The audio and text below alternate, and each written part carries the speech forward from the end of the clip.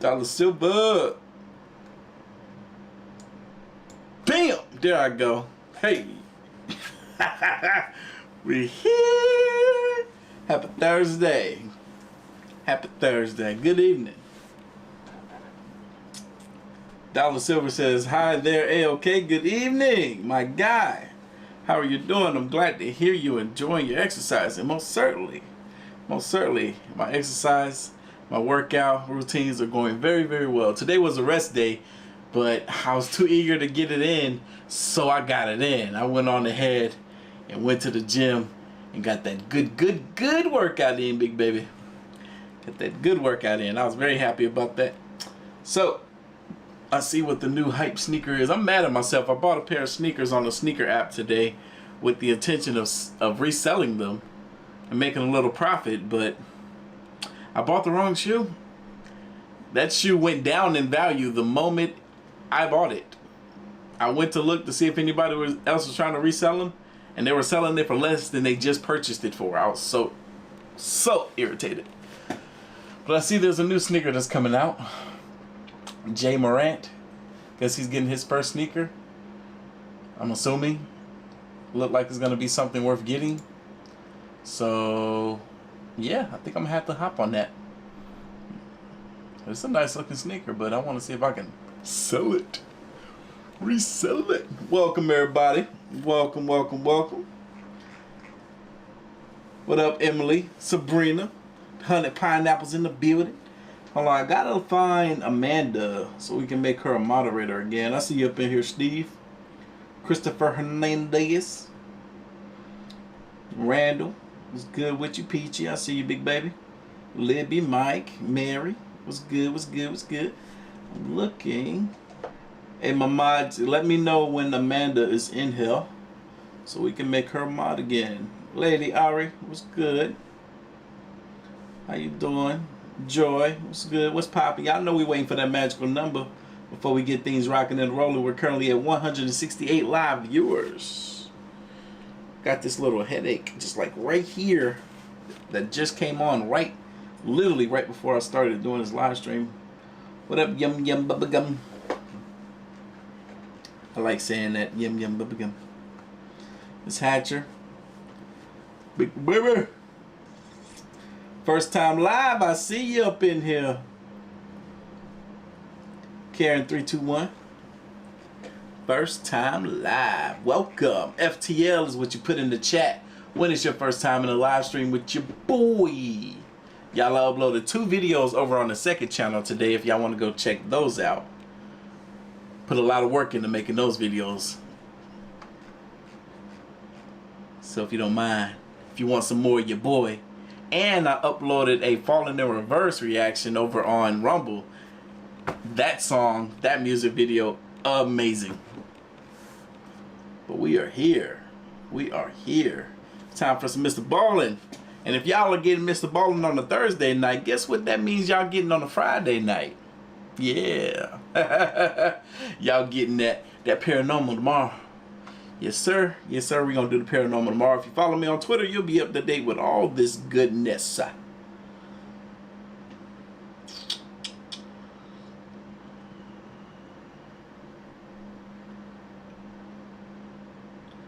What up, Deja? Is it Deja Cook? Welcome. We are here. I'm glad you're enjoying yourself over here, sweetheart.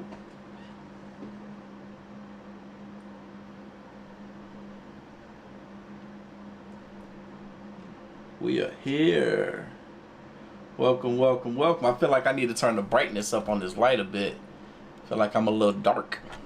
There we go. Now we can see. Yeah, we waiting. We're close. We need about 23 more, and then I'm gonna do the thing, and we're gonna get this thing started. Y'all, this is her death touch? Baffled Doctors? What? I'm not exactly sure what that title means, but we're about to find out.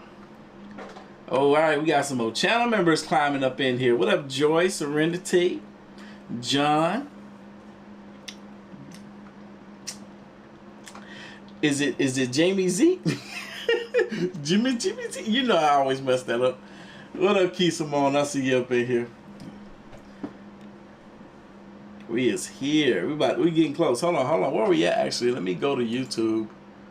Welcome everybody. Hope y'all are having a fantastic week. We're at 234. Got it. 234.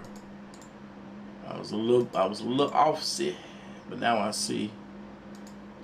All right, let's get boom. All right, cool. Now we back. Welcome. I graduate tomorrow. A lot of people graduating. Congratulations to all the graduators. Yes. 21 months channel member. That's that love and support that I'm talking about. Thank you, big baby. We is here. We getting close. We're about to get this thing started shortly. Make sure y'all hit that like button. When you hit the like button, more people join the stream and more people get sent notifications. If you also want to get sent notifications, make sure every time you watch one of my videos, you hit that like button, because that lets YouTube know that you enjoy the content, and they're going to recommend and send my videos to you every time I post or upload or do a live stream, because this is the live stream channel now. You know what I'm saying? This is the live stream channel. All right, y'all. It's time. What up, AOK Mafia? It's your boy Artofkickz, and just like that, we back with another one. It's time. It's time to get this thing rocking and rolling. Y'all, Mrballen. Ballen? We call him Ballen over here. Her death touch baffled doctors. Y'all ready? Let's go. In 1994, a 31-year-old mother was rushed into an emergency room in California with a severely elevated heart rate, her blood pressure was very low, and she was struggling to breathe. As soon as she arrived, the doctors and nurses in this ER, who were very accustomed to getting patients like her, got right to work. And as they're treating her, one of the doctors noticed something very strange about the patient. But before this doctor could tell the other nurses and doctors about this anomaly, there was this loud thud inside of the trauma room they were inside of. And then before long, there was another thud, and then someone started screaming, and then minutes later, the entire hospital would be evacuated. But before we get into that story, if you're a fan of... Did somebody have the Rona? Because that's all we do, and we upload once a week. So, if that's of interest to you, please sneak in to the like button's house and set all of their clocks back 1 hour. Also, please subscribe to our channel and turn on all notifications so you don't miss any of our weekly uploads. Okay, let's get into today's story.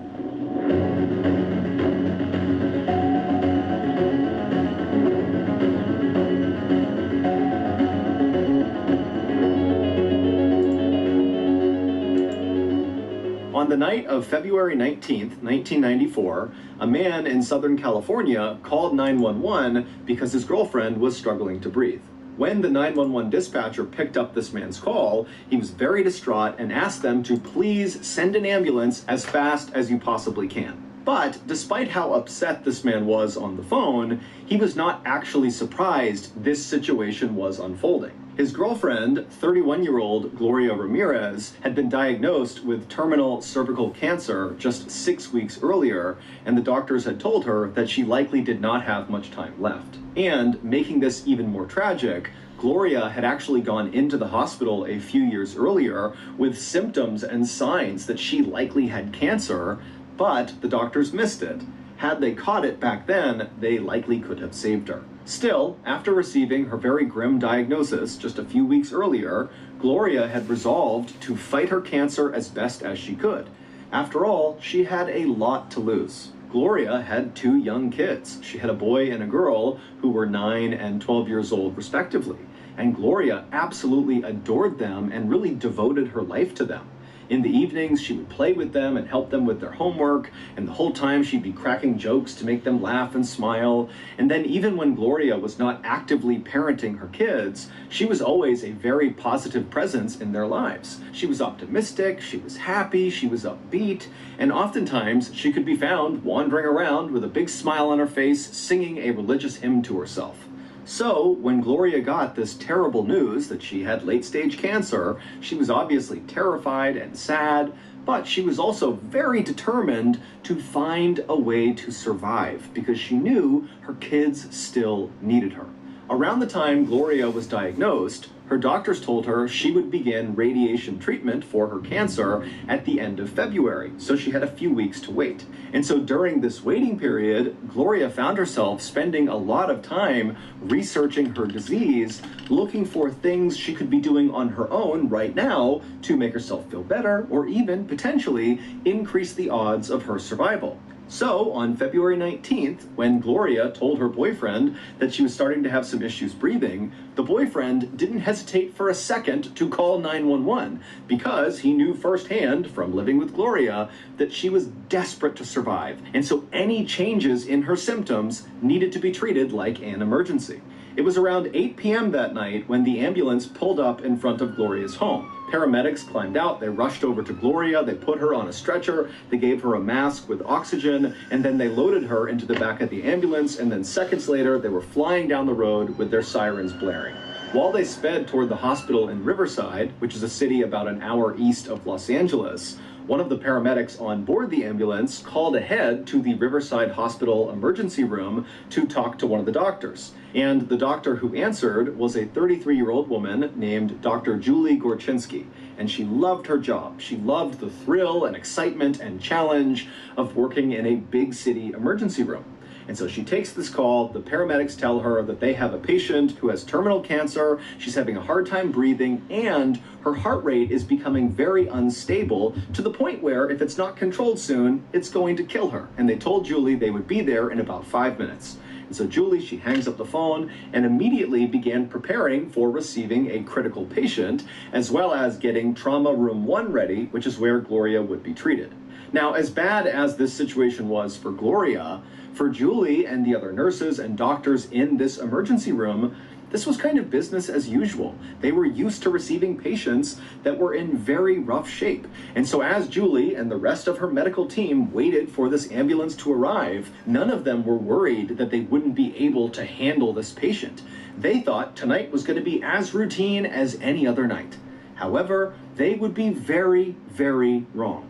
The ambulance ride took about 15 minutes, so they pulled into the Riverside Hospital right at 8:15 p.m. And as soon as the ambulance came to a stop, the paramedics jumped out, they ran around to the back, they opened up the back doors, they pulled Gloria out still on her stretcher, and they pushed her as fast as they could through the doors into the emergency room. Once inside, Julie and the rest of her team, they took Gloria and they pushed her left down a hallway into trauma room 1. Once inside, the doctors and nurses immediately noticed that Gloria's heart rate was spiking dramatically and her blood pressure was falling dramatically. So Julie and her team... That was... I heard Mr. Ballen mention that before. I'm trying to understand that. He says that her blood pressure is dropping, but her heart rate is increasing. I always thought that those two coincide with one another. If your blood pressure is up, or if your heart rate is up, then your blood pressure is up. If your heart rate is down, then your blood pressure is down. But he's saying it's doing the opposite. I didn't even know that that was possible.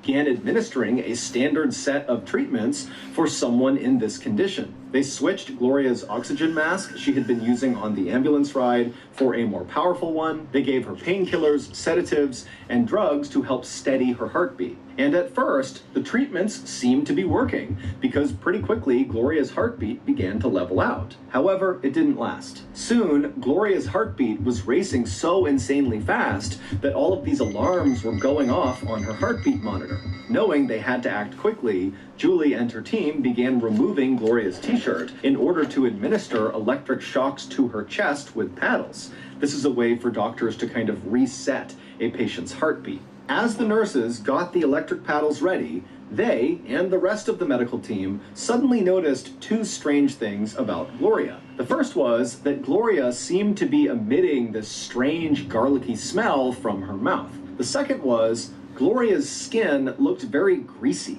However, despite the entire medical team taking note of these two things, no one thought they were significant. Lots of patients suddenly are brought into the ER, and very rarely do they have a chance to shower or brush their teeth beforehand. And so they figured that was the reason she looked and smelled that way. Finally, the big electrical paddles were ready, and so the nurses placed them on either side of Gloria's heart, and then they began sending powerful bolts of electricity into Gloria's chest. While the nurses worked on Gloria's heart, other members of the medical team needed to assess Gloria's overall condition, and so to do that, they needed to draw her blood. So a nurse took an alcohol wipe and cleaned a small spot on Gloria's arm, and then she took a syringe and jabbed it inside of Gloria and began the draw. And as soon as she did this, Trauma Room 1 filled with a new smell. It was a chemical smell.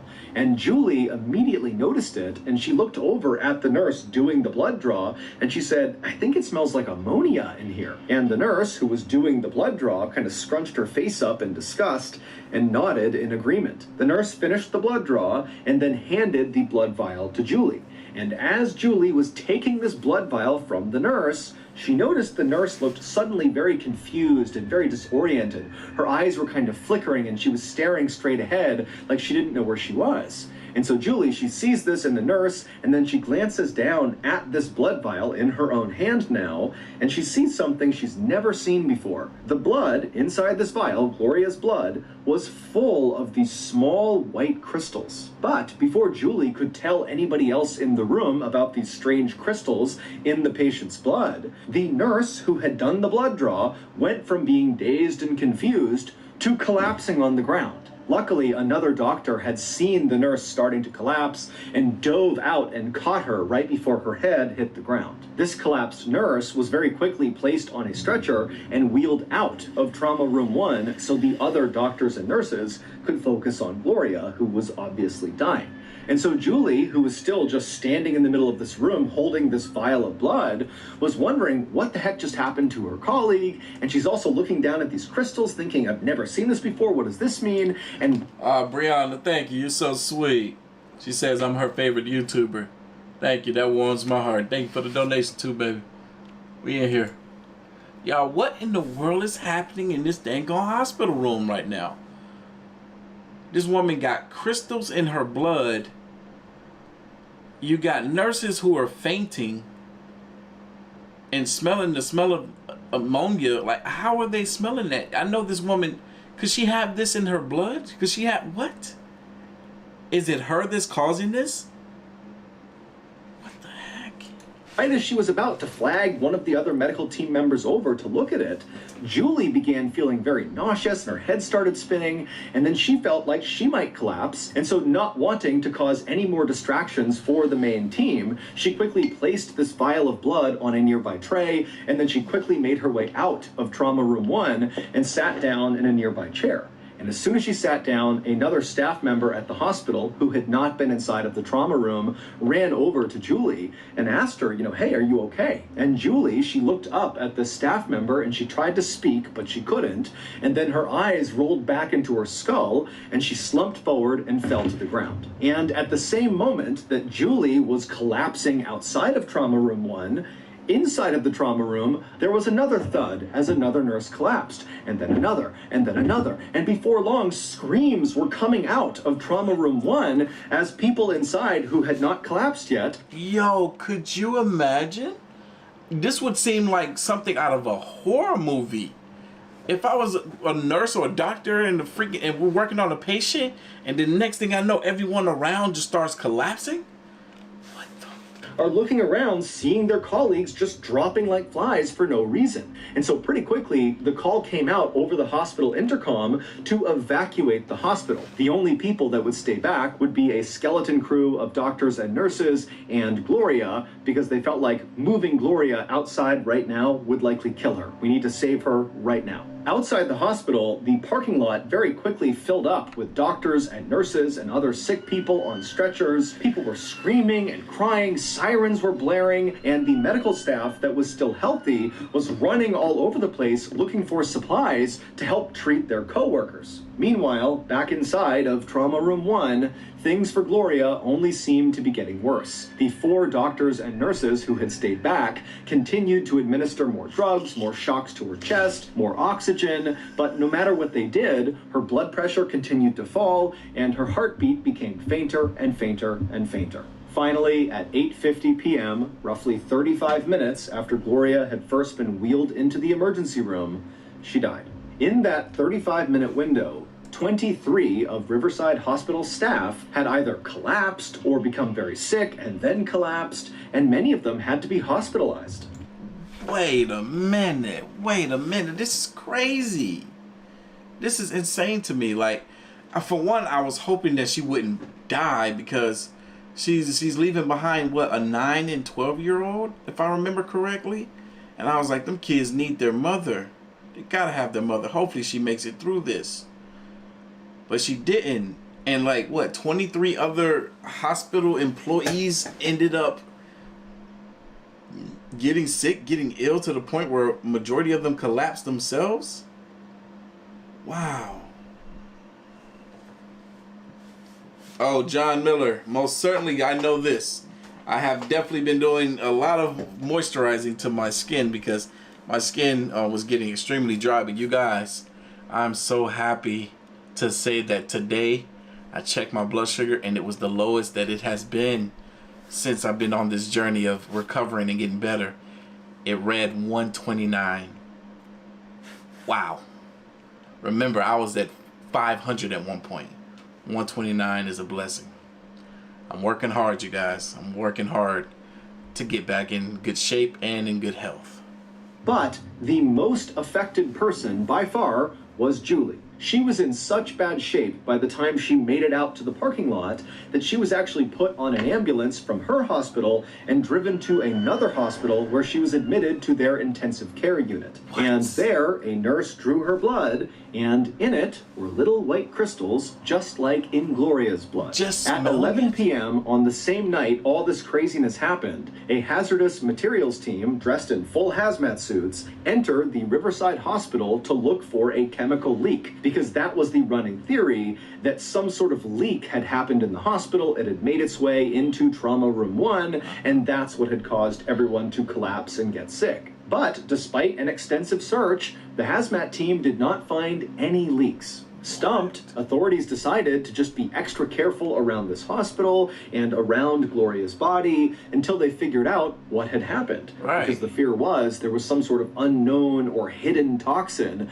either in this building or on or in Gloria's body. 6 days after the incident, inside of a special airtight room, while wearing full body protective suits, doctors performed an autopsy on Gloria. And they discovered there was absolutely nothing toxic inside of her. In fact, the autopsy only revealed that Gloria had died of natural causes. Her cancer had caused her heart and her kidneys to fail. Meanwhile, although the other medical staff members who had gotten sick inside of Trauma Room 1 had mostly recovered, Julie just could not seem to get any better. She had breathing problems and pancreatitis, which is the inflammation of the pancreas, and it's very painful, and her bones were literally just starting to die, leaving her in a wheelchair. Gloria's family blamed Riverside Hospital for Gloria's death, insisting that these toxic fumes that must have been present inside of Trauma Room 1 came from the hospital, and those fumes are responsible for what happened to the staff, and they are responsible for killing Gloria. That makes some sense, but... And in fact, 3 times in the 3 years leading up to Gloria's death, Riverside Hospital had had some issues with hazardous materials making their way into the hospital. There was sewer gas that came in from a drain. There was a toxic gas that was created from a sterilizer that made 2 people in the hospital sick. And some of the hospital's water was found to have algae in it.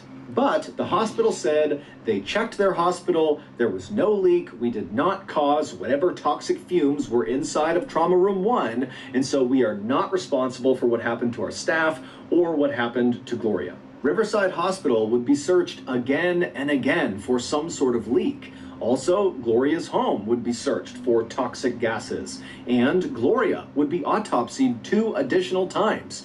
But no one could find anything toxic anywhere. So eventually, California's Department of Human and Health Services came forward and said they had the answer to what had happened inside of Trauma Room 1. They said it was mass sociogenic illness. Mass sociogenic illness is when a group of people all believe they have the same illness, even though there's nothing wrong with any of them. It's caused by fear and anxiety. That's crazy. Fear and anxiety. So, wait, how does this woman go to the point where her bones are dying? This nurse, her bones are dying because of this mass psychological genocide.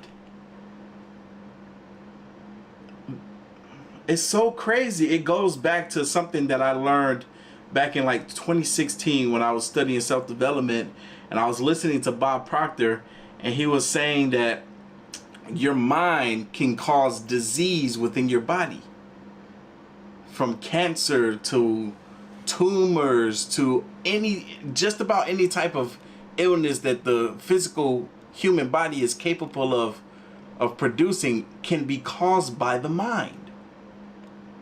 This kind of goes back to that. It's crazy how powerful our minds truly are. People think that they're separate from our body, but no, it's connected.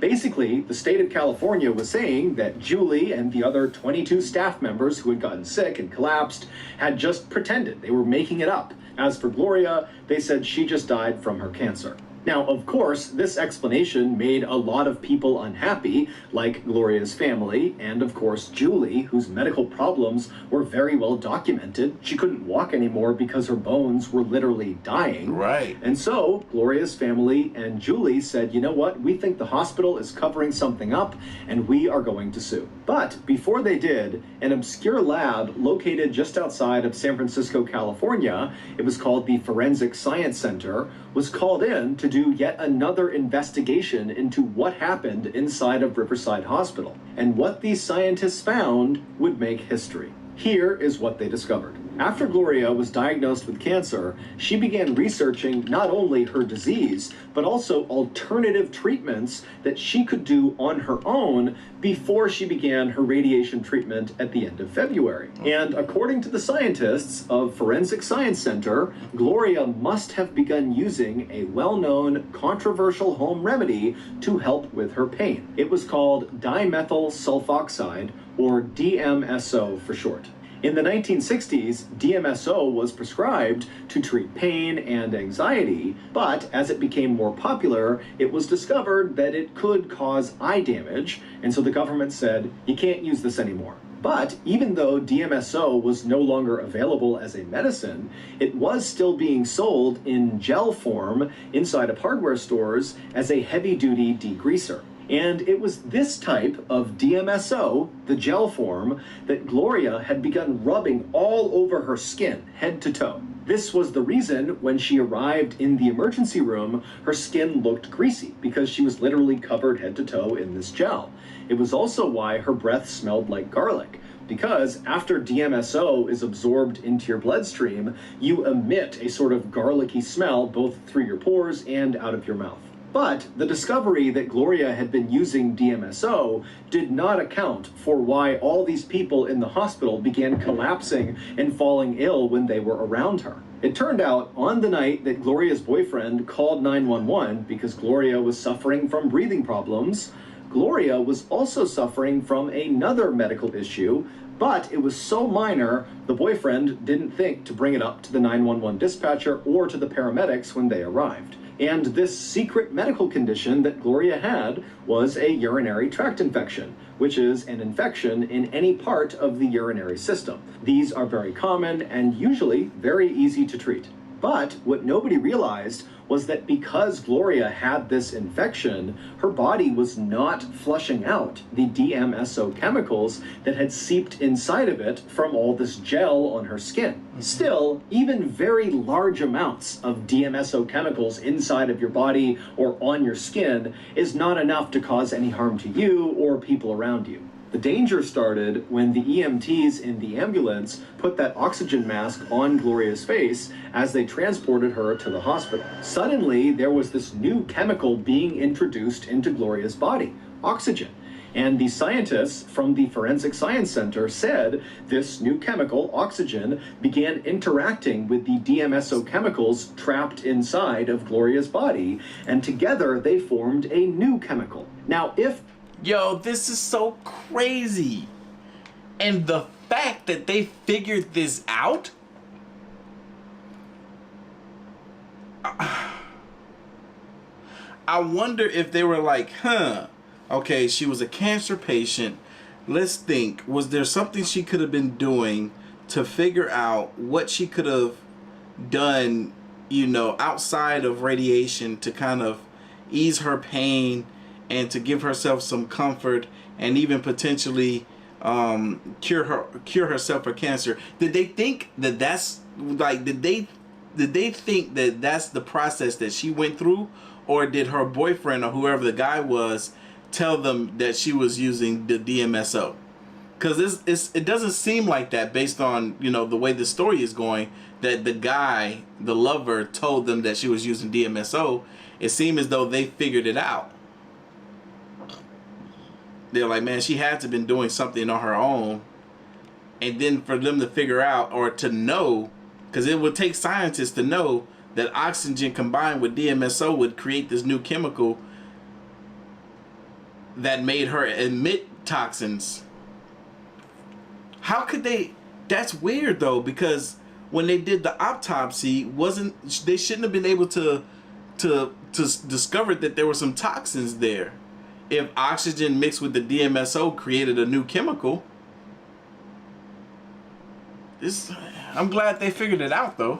Gloria had gotten to the hospital and responded more positively to the treatments and medicines that the doctors and nurses at the ER gave her, then Julie and the rest of the staff inside of that hospital would never have gotten sick. For that to happen, for that catastrophe to play out inside of that hospital, two very specific things had to happen in the correct order. And they did. First, there was the electric shocks. When the medical team was pumping electrical shocks into Gloria's chest, the scientists from the Forensic Science Center say those charges of electricity interacted with that new chemical that had been created inside of Gloria, and it changed this new chemical again. And this time, the change made the chemical deadly. It became what's known as dimethyl sulfate, which was used as a chemical weapon in World War I. Once Gloria received those shocks to her chest, her body basically became a canister of nerve gas. And then one of the nurses drew Gloria's blood, which was the second event that ultimately set off the catastrophe. Emergency rooms are typically kept fairly cold, roughly 66 degrees Fahrenheit. But when this new deadly chemical was created inside of Gloria, it was still inside of her body where it was warm. And for dimethyl sulfate, when it is warm, it's unstable and much less dangerous. But when that nurse drew Gloria's blood, inside of the blood was the deadly chemical. Oh my God, this is so crazy. So her situation became worse the moment the EMT got there to take her to the hospital.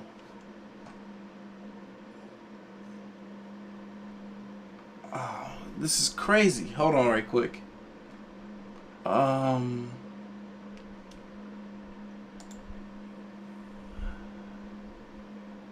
This is mind-blowing.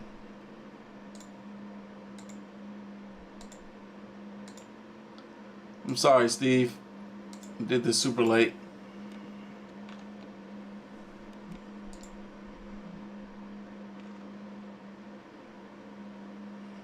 That is so freaking crazy. That everything that they were doing to help her was making her situation worse.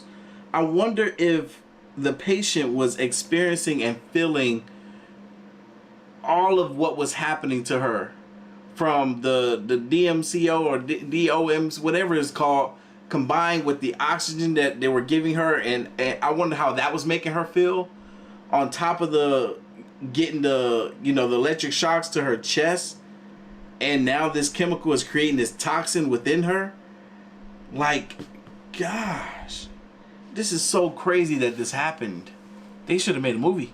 And now it was no longer in Gloria, it was in this cool 66-degree room, and so it began to stabilize and started producing those little white crystals inside of the blood vial that Julie saw, and as it stabilized, it turned into a gas, and it filled the room, and the staff began to breathe it in. The scientists from the Forensic Science Center do not think that this mass poisoning event contributed to Gloria's death, meaning Gloria did really die from her cancer. Gloria's family has denied that Gloria ever used DMSO, and they still insist that the hospital was responsible for Gloria's death.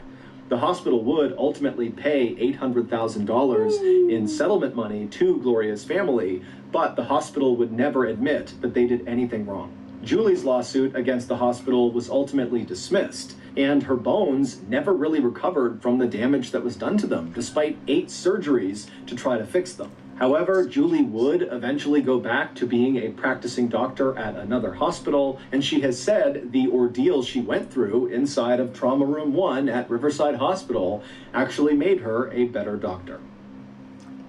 I'm sure it did. So that's going to do it. If you got something out of today's episode... She was a whole doctor, though. Wow. I thought... Shows how much I was paying attention to that bit of detail. I thought she was a nurse. She was a doctor. Man, this is so crazy. And like Mr. Mrballen said, everything had to align. Everything had to fall into place for these events to happen in the way that they did. It was almost like a perfect storm. Like for that, like he was talking about the temperature in the room, and for, once that chemical got out, that it created like a gas that everybody was able to breathe, and it was only because it was cool in that room was it able to stabilize and create this gas. This was crazy. This was so wild. I gotta send this to everybody. The link to this video is gonna be down in the description box, but I gotta send this to a bunch of people to listen to this story, because this was bananas. But anyway, y'all, that's the end of the live stream. Sorry, I was so caught up in this story. This story was freaking out of this world. But y'all, I'm about to get up out of here. Hope y'all have a fantastic evening and good morning to my folks in the Philippines or whoever else is watching overseas over there.